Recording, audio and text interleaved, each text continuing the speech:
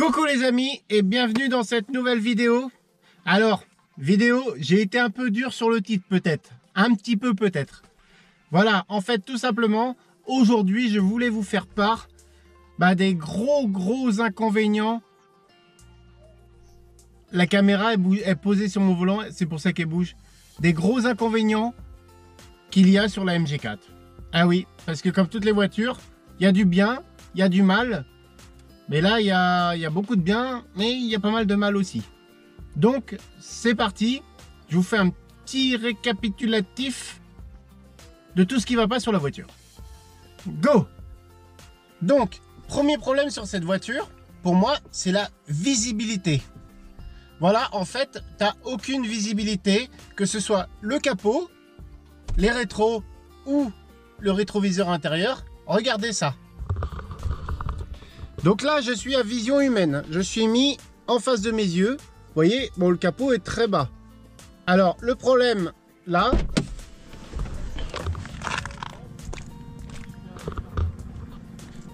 c'est que, voilà, j'ai touché une fois. Et en fait, on voit rien déjà avec le capot. Et en plus, la voiture se termine derrière le... Comment dire? Le capot se termine derrière le pare-choc. Avant le pare-choc. Donc j'ai touché une fois, et ici je m'étais dit ça touchera ici en premier, et non, c'est là que c'est touché. Une fois j'ai touché un mur en me garant. Alors pour moi aussi, la peinture est très fine. Forcément une voiture neuve à 28 000 € électrique, la peinture doit être très fine. Vous voyez, regardez, on voit bien ici. Regardez, toute la fine couche de peinture là, ici, là, vous voyez. C'est vraiment très fin, il n'y a pas beaucoup de peinture sur le pare-choc. Et ça, c'est un vrai problème parce que du coup, on ne voit pas où on se gare en fait. Moi maintenant, je me gare quasiment à, allez, je vais dire à 30-40 cm d'un mur parce que je vois pas le nez. Et pourtant, j'ai quand même un camping-car de 5,70 m et je sais mieux me garer avec lui, que ce soit à l'avant ou à l'arrière. Et en plus, à l'arrière, j'ai pas de, sur le camping-car, j'ai pas de feu de recul qui n'était pas obligatoire en 88. Qui sont d'ailleurs toujours pas obligatoires. Et j'ai beaucoup plus de mal à me garer avec celle-là qu'avec mon camping-car. C'est pour vous dire. Et j'ai eu des breaks, j'ai eu plein de voitures. Et non, celle-là, franchement, j'arrive pas. Les dimensions, j'arrive pas à me les mettre en tête. Revenons aux rétroviseurs. Les rétroviseurs, stylés, hein, franchement, ils sont classe et tout. Par contre, ils finissent en pointe. Comme la vitre, là, vous voyez. Et là, on perd vachement en visibilité par rapport à un rétroviseur rectangulaire. Tiens, je remène l'étoile d'araignée avec moi. Lâche-moi!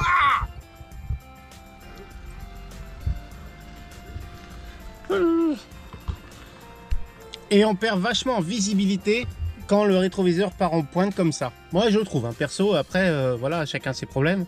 Moi, j'ai les miens. Tout simplement. Et le rétroviseur intérieur, du coup, déjà, alors on a une vitre qui est pas très grande. Coucou, je suis là. On a une vitre qui est pas très grande, mais alors avec les trois appuis-têtes, donc les autres trois appuis-têtes c'est toujours sympa, hein, ça fait plaisir. Hein. Mais alors là, regardez ça un peu. On voit plus rien du tout. On voit plus rien du tout. Ça c'est vraiment un gros problème. Donc j'ai des radars de recul, bien sûr, comme sur toutes les voitures, vous voyez. Regardez. Hop. Je passe la marche arrière. Elle recule toute seule. Mais vous voyez, j'ai les radars de recul. Là, on voit rien du tout, en fait. En fait, faut être près d'un mur. Mais non, un gros problème de visibilité là-dessus. On voit toute la caméra, c'est dégueulasse ce que je suis en train de vous faire. Mais voilà, vous voyez, là c'est mon œil, là. On voit rien du tout derrière. Ça, c'est le premier gros problème. Aucune visibilité, que ce soit à l'avant, à l'arrière. On a beau avoir les radars de recul à l'arrière.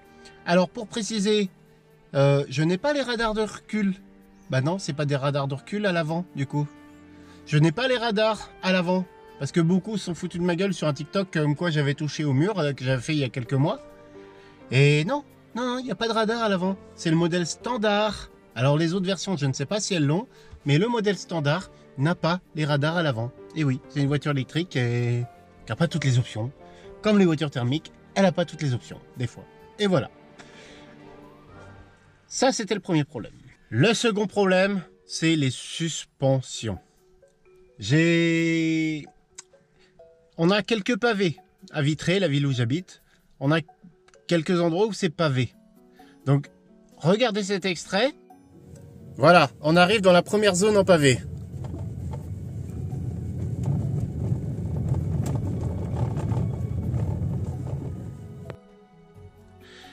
Et donc, le problème avec ces suspensions, c'est que, bon, la voiture est chinoise.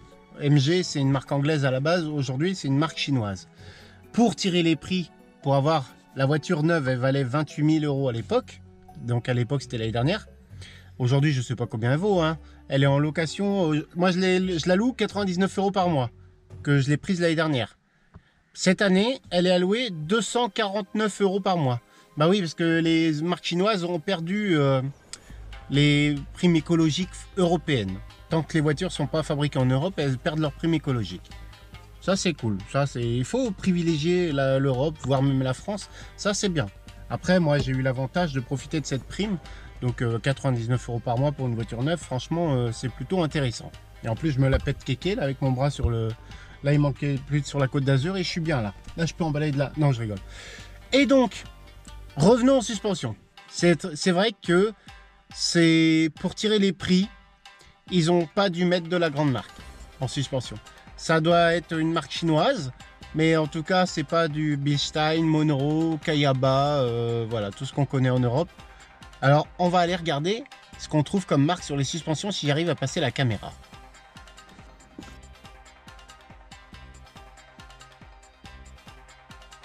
Comme vous avez pu le voir sur la vidéo, donc j'ai fait avec mon téléphone, c'était plus facile pour passer qu'avec la GoPro et le manche. Donc voilà, c'est des suspensions de Siak Motor. Donc Siak Motor, pour expliquer, c'est la marque chinoise qui détient MG. J'avais fait un TikTok il y a quelques semaines sur un camion que j'ai croisé sur Vitré, c'était un Siak Motor aussi. Et regardez sur les feux arrière. Vous voyez ici, c'est marqué SAIC Vision.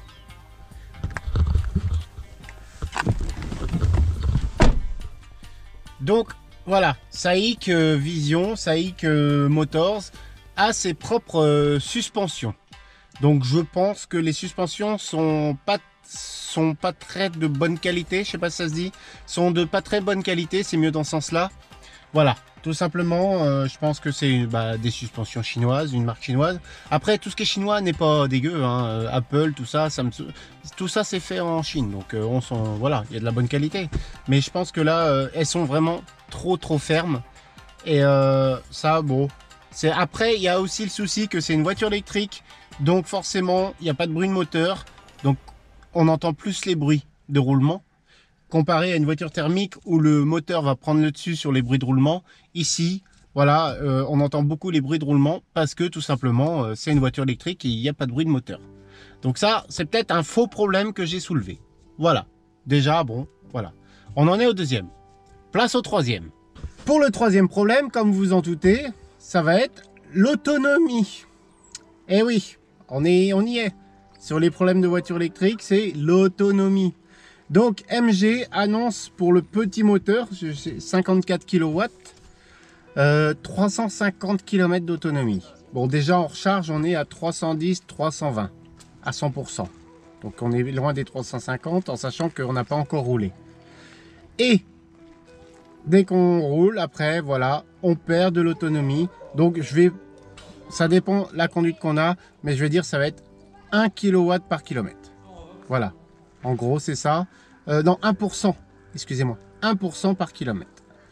Et selon la conduite qu'on a, donc comme je vous ai déjà fait des vidéos, des shorts, des TikTok, vous pouvez les voir, tout est là-dedans. On roule à 80, on est bien. Je suis entre 11,5 et 13 kWh au 100. C'est ça, je regarde en même temps l'écran parce que comme ça me permet. 11 et 13 kWh au 100. On roule à 110. 110 déjà, on est déjà plus je dirais entre 15 et 18 kWh au 100. Voilà. À 130, alors là c'est le gouffre. J'ai fait très peu de 4 voies et le peu que j'ai fait, on tourne à 21, 22, 23 kWh au 100. C'est-à-dire que J'avais une fois, j'avais 140 km à faire par autoroute, c'est-à-dire à 130. J'avais 140 km à faire, il y a un short des TikTok, vous pouvez le retrouver. Eh ben, je sais plus combien que j'avais au départ, je devais avoir 200 km d'autonomie, ou 210 ou 220. Eh ben, je suis arrivé, il me restait 30 km d'autonomie. C'est-à-dire que sur 140 km d'autonomie affichée, j'avais bouffé 170 km d'autonomie. Ça, c'est le problème. Alors, c'est pour ça que d'ailleurs, beaucoup de marques automobiles se barrent de l'électrique aujourd'hui. Hein. Faut le dire. Faut le dire à un moment donné. Volkswagen, ils arrêtent les idées, là. Les idées, c'est une grosse merde. Idée 3, 4, 5, 6, 7, là. 9 aussi, je crois. Ils arrêtent. Il n'y a que Toyota qui a jamais cédé à l'électrique et qui est resté sur l'hybride. Hein. Eux, ils ont fait le truc sûr. Mais même General Motors, ils retirent les électriques. Ils arrêtent tous l'électrique. C'est un truc de fou. Et c'est ça, le gros problème, c'est l'autonomie. Regardez là. Donc là, si vous voyez bien, il me reste 97 km et 28%. Donc on va dire 30%, donc un tiers. Donc voilà, je suis à peu près à 300 km affiché. Là par contre, vous voyez, j'ai fait que de la ville, je viens de rouler 22 minutes, ça me paraît bizarre quand même. J'ai roulé beaucoup moins que ça. Je viens de faire 1,7 km en 22 minutes, ça me paraît bizarre. Ah mais non. Ah oui. Autre problème sur l'autonomie, c'est que là, vous voyez, l'autoradio est allumée, la voiture est allumée, et j'ai rien coupé, hein, j'ai pas de bouton pour couper, je suis juste en mode parking. Et bah la voiture elle continue à décompter le roulage en fait. Tant qu'elle n'a pas coupé, que t'as pas fermé, éteint la voiture, ou que t'as pas mis en sécurité. Alors oui, regardez ça. Donc tu vas sur la voiture là, sécurité, voilà, arrêt, et voilà. Là je viens d'arrêter la voiture. Faut faire tout ça pour arrêter la voiture. Franchement, c'est bizarre. J'ai rien trouvé d'autre pour couper la voiture. Voilà. Après, un petit coup d'accélérateur, un petit coup de frein, et voilà, la voiture redémarre. Ça c'est pareil, c'est étonnant. T'as pas un bouton. Bon, il n'y a pas de bouton pour démarrer sur la MG4. Hein, tu mets la clé dans le vide-poche, tu mets drive et c'est bon, tu pars. Mais t'as pas un bouton pour éteindre la voiture. En te disant, tiens, je sais pas, moi, bah, ma femme, elle va faire un magasin, là, je vais l'attendre là, ou elle va chercher un truc vite fait, je vais l'attendre là. Tiens, je vais couper la voiture et laisser l'autoradio. Bah ça, tu peux pas. Tu peux pas. Si, ce que je viens de faire, quoi, sur l'écran, là, faut aller dans sécurité, couper, tout ça. Vu que la clé est encore dedans, des fois, elle se rallume. Donc ça, c'est un vrai problème aussi. Donc, elle bouffe de l'autonomie. Vous voyez, l'autonomie vient de passer... Là, je viens de passer 23 minutes de conduite. Alors que j'ai fait 1,7 km. Donc, je suis arrêté depuis quelques minutes. Mais il continue à décompter le temps de roulage. Ça, c'est étonnant. Ça, c'était le troisième problème. Quatrième. Le quatrième problème, bien sûr, c'est l'écran. Ce foutu écran. Alors, franchement, très agréable. Voilà, plein de choses positives. Ça, c'est sûr. Je vais dire l'écran, mais l'électronique en général. Voilà. Parce que, donc la voiture, elle me fait des bugs. Donc, c'est pareil, j'avais encore fait un TikTok et un short là-dessus pour aller voir. Une fois, je tenais le volant à une main, comme ça. À une main, voilà, je tiens mon volant, hop. Sauf que j'ai pas bougé pendant longtemps parce que c'est une grande ligne droite.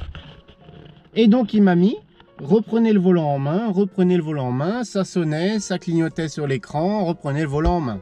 J'ai repris le volant en main, j'ai tourné comme un gros sagouin, voilà, et il faisait encore. Il a fallu que sur une départementale, je m'arrête, que je ferme la voiture, je sors de la voiture, que je la ferme, que je revienne et sonner encore. Il a fallu que je m'arrête faire des courses à Hyper-U, pour pas citer de marque. Donc un quart d'heure, 20 minutes, voilà, de quoi faire 2-3 courses. Et ben là, c'était bon, c'était passé. Donc, pendant que je roulais, ça sonnait. L'écran, ça sonnait. Bah là, ça clignotait et là, ça sonnait. Et il a fallu que j'aille dans les paramètres de la voiture, je ne sais plus où d'ailleurs, que je coupe le son du beeper pour pouvoir rouler sans avoir bip bip bip bip bip bip bip. Ça c'était relou. Autre déconvenu qui m'est arrivé avec comment on dit, l'entertainment. L'autre jour, je veux partir, donc c'était pas une urgence heureusement. Donc, ce voyant-là était allumé en orange clignotant. Le voyant du régulateur en dessous était allumé en orange clignotant. Et ça me mettait frein d'urgence non disponible. Qu'est-ce qu'il y avait d'autre aussi, je sais plus. Il y avait plein de trucs indisponibles. Et la voiture refusait de démarrer. Il a fallu que je ressors de la voiture, je la referme, je re-rentre. Et là, j'ai pu partir. Et là, tu te dis, putain, en cas d'urgence, c'est un sacré problème quand même. Alors, je me doute que les logiciels sont chinois, mais est-ce que ça a été assez poussé? Est-ce que les recherches, les tests ont été assez poussés? J'en doute. Ça manque, je trouve, de quelques mois de recherche ou quelques années de recherche pour pousser le truc un peu plus loin. Après, c'est la marque MG. Hein. Je n'inclus pas dedans BYD et toutes les nouvelles marques qui sortent en Chine. Là, il y a au moins 250 000 marques là, qui viennent d'être créées en un an. Là. Mais voilà, sur MG et SAIC Motors, je trouve que l'entertainment là est vraiment particulier, beaucoup de bugs. Et ça, c'est dommage. Aussi, l'Android Auto. Bon, moi, j'ai pas Apple, donc mais vous voyez, j'ai Apple CarPlay ici, Android Auto ici. Est-ce que vous allez voir? Voilà, vous voyez bien. Donc, je n'arrive pas à me connecter en Bluetooth. Alors, est-ce que ma voiture a l'Android Auto? Je ne sais pas. En tout cas, j'ai pas réussi à me connecter en Bluetooth. Par contre, en branchant mon téléphone sur les ports USB ici et en le posant ici, eh ben, j'arrive à me connecter. Alors, c'est pas Android, si ça doit être Android Auto. En fait, j'ai l'écran de mon téléphone sur l'écran là. Donc, j'ai réussi à avoir une fois le GPS, une fois ou deux maxi, sans le vouloir en plus. Et forcément, il se redéconnecte, il se connecte, il se redéconnecte, il se reconnecte. Par contre, j'ai dit une bêtise, j'ai dit qu'il n'y avait pas le Bluetooth. Si, parce que j'ai tous mes appels sur l'écran. Ça, je les ai. Mais alors, tout ce qui est d'avoir le GPS, j'ai jamais réussi. Et vu que c'est un modèle standard, j'ai pas le GPS d'origine. Je sais pas si les autres versions l'ont, mais sur l'écran, j'ai pas le GPS. Il faut connecter son téléphone. Voilà. Donc pour une voiture à 28 000 € neuve de 2023, je trouve ça un peu dommage quand même. Ça, c'est dommage. Un petit GPS, quoi. Il y a des Dacia qui l'ont. Pourquoi celle-là ne pourrait pas l'avoir? Hein? Après tout. Et enfin, dernier problème. Bon, qui n'est pas un problème pour moi, du coup, puisque je la loue, comme j'ai dit tout à l'heure, 99 € par mois. À la base, c'est une voiture qui vaut 28 000 € toute neuve. 28 000 €, mais ça, c'était l'année dernière. Aujourd'hui, je ne sais pas combien elle est. Je vous mettrai le chiffre en bas. Ça valait 28 000 € neuf l'année dernière. Donc moi je la loue 99 € par mois sans apport. Aujourd'hui elle est en location à 249 € par mois. Donc là on approche quand même d'un Peugeot 3008 au niveau prix hein, bien sûr, d'un Peugeot 3008. Je pense qu'on dépasse une 2008, on doit dépasser une Clio peut-être aussi je pense, en électrique hein, bien sûr. Donc je sais pas. Est-ce que ça vaut le coup d'acheter chinois ou français? Est-ce que les Peugeot, les Clio, les 208 et les Clio sont faites en France ou en Europe? Je ne sais pas non plus. Mais 249 € par mois, on va dire, ça commence à faire un certain prix. Alors, surtout 28 000 € par mois, 28 000, n'importe quoi. Et surtout, 28 000 € pour une seconde voiture, parce qu'il faut être clair. Moi, c'est ma première voiture, mais je fais pas 300 km par semaine, tu vois. Je vis sur mon lieu de travail. J'ai un logement de fonction, j'ai cette chance d'avoir ça. Donc la voiture, là, cette semaine, dimanche, j'étais à 28%. Le samedi, là, je suis à 28%. J'ai pas roulé cette semaine. Donc, pour moi, ça vaut le coup. J'ai j'ai 20 000 km à faire en 24 mois. Là, je suis à 7 212 en 9 mois. On est pas mal. J'étais à 5 000 et quelques au bout de 6 mois. Donc, x4, ça devrait le faire. Mais 28 000 € pour une seconde voiture. Hein. Ça, c'est pas une voiture familiale. Hein. Là, dans le coffre, tu peux mettre des choses. Mais si pour partir en vacances, il faut s'arrêter, on va dire, 30-40 minutes pour recharger 80%, on va dire pour recharger 200-300 km. Tu veux partir, tu habites à Lille, tu veux partir sur la Côte d'Azur, le chemin va être long, je te le cache pas. Hein, surtout que c'est pas une Tesla non plus. Et bah, comme j'ai dit, hein, autoroute, à mon avis, je pense qu'on ne dépasse pas les 200 km d'autonomie. Hein. Si, à mon avis, en faisant que de ça. Hein. Donc ça va être compliqué. Donc 28 000 € pour une seconde voiture, ça commence à faire cher un peu. C'est ça le problème des voitures électriques. Hein. Le prix, c'est les batteries. Le prix, voilà, hein, l'électronique, après, c'est le même que dans les autres. Hein. Mais les batteries, ça vaut cher. Qu'est-ce que deviennent ces batteries dans le futur? Combien de temps vont tenir ces batteries dans le futur? Alors, j'ai vu des vidéos extraordinaires où tu vas en Chine, tu te poses, genre c'est une station de lavage, tu te poses au-dessus et tu as une machine qui vient en dessous de ta voiture qui change ta batterie, qui te remet une batterie chargée. Neuve. Bon, peut-être que c'est ça l'avenir, je sais pas. Mais en tout cas, c'est cher. Il y a de l'électronique, ça c'est royal, c'est le pied. Je vous ferai une vidéo sur les avantages de la voiture, bien sûr. Hein. On va pas rester sur une défaite. Mais c'est cher, 28 000 € pour 300 km d'autonomie. Dire que ouais, tu peux pas traverser la France, tu peux pas partir en road trip, ne serait-ce qu'aller voir la famille. Moi, je vois, j'ai Inès qui est à Brest, je peux pas faire l'aller. J'ai 300 km, je peux pas faire en une seule fois. Donc je m'arrête autour de Saint-Brieuc pour aller recharger. C'est embêtant. 3 heures de route, je peux les faire. Hein. Même si Bison Futé dit une pause s'impose toutes les 2 heures, je peux faire 300 km d'un coup. Quoi. Et non, là, je peux pas avec la voiture. En sachant que je m'arrête à Saint-Brieuc, je dois trouver une borne de recharge à Brest. Vu que Inès n'a pas de terrain, n'a pas de jardin, n'a pas de... Et au 2e étage, je ne peux pas recharger chez elle. Donc, ça aussi, c'est un autre problème, les bornes de recharge. Il y en a plein, ça, c'est pas la question. C'est juste... Eh ben, il faut laisser la voiture 4 heures, faut y repenser. Ça m'est arrivé une fois, j'ai oublié la voiture toute une nuit. J'ai une belle douloureuse, hein, parce que quand la voiture est rechargée à 100%, après on te facture du stationnement. Ça c'est pareil, ils en profitent bien aussi. L'autoroute, ça recharge vite. Hein, c'est des bornes 150, 200, 300 kWh. Ça va très très vite. Une maison, il faut 24 heures pour recharger à 100%. Et moi, là où je vais, donc maintenant j'ai une concession Volkswagen là. Alors c'est pareil, ça aussi.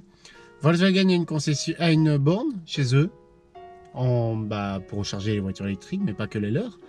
Et juste 2 mètres plus loin, il y a une autre borne électrique qui n'appartient pas à Volkswagen. Et entre les deux, le prix est moitié moins cher. C'est moins cher dans la concession qu'à l'extérieur. C'est-à-dire que je peux aller recharger ma voiture à partir de 8h, 8h30, une fois que la concession est ouverte, parce qu'ils ouvrent un petit portail, je peux aller recharger là-bas. Et c'est 2 fois moins cher que la borne qui est à 2 mètres de là, qui elle est accessible 24 heures sur 24. Ça c'est pareil, je ne comprends pas pourquoi.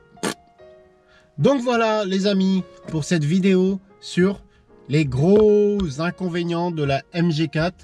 Je pense que j'ai fait le tour. Voilà. Ouais, je réfléchis, je regarde ce que j'ai autour. J'ai fait le tour. C'était surtout ça les gros problèmes. Après, faut pas se le cacher, c'est quand même très agréable à conduire. Il n'y a plus de bruit de moteur et tout, régulateur adaptatif. Là, ça c'est pareil, on pourra en parler des régulateurs adaptatifs. Hein. Il voit des poteaux, il voit des motos à la place des poteaux. Ça c'est pas mal aussi. Des fois il se décale parce qu'il a l'impression de voir un truc et il n'y a rien. Des fois, tu veux sortir, il suffit que tu ne mettes pas ton clignotant, tu veux sortir, t'oublies de mettre ton clignotant. Ça peut arriver. Moi, ça m'arrive. Donc, ça, je suis sûr que ça arrive à tout le monde. Et ben, il te reprend, il te remet dans la voie parce que, vu que tu n'as pas mis ton clignotant, il ne sait pas que tu tournes.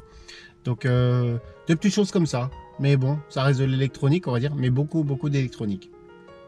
Et c'est pour ça que j'aime bien les Youngtimer. Vous voyez, là, depuis que j'ai commencé la vidéo tout à l'heure, là, je suis à 35 minutes de roulage pour 1,7 km.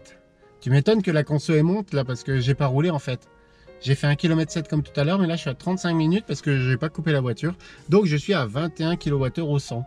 L'autonomie elle augmente alors que je roule pas. Ça c'est plutôt pas mal. Donc voilà les amis pour cette petite vidéo. J'espère que ça peut vous aiguiller, que ça vous a fait plaisir. C'est un petit bilan. des côtés négatifs de la voiture. Et bientôt, je ferai les côtés positifs, bien sûr qu'elle en a. Allez, bye bye et à bientôt.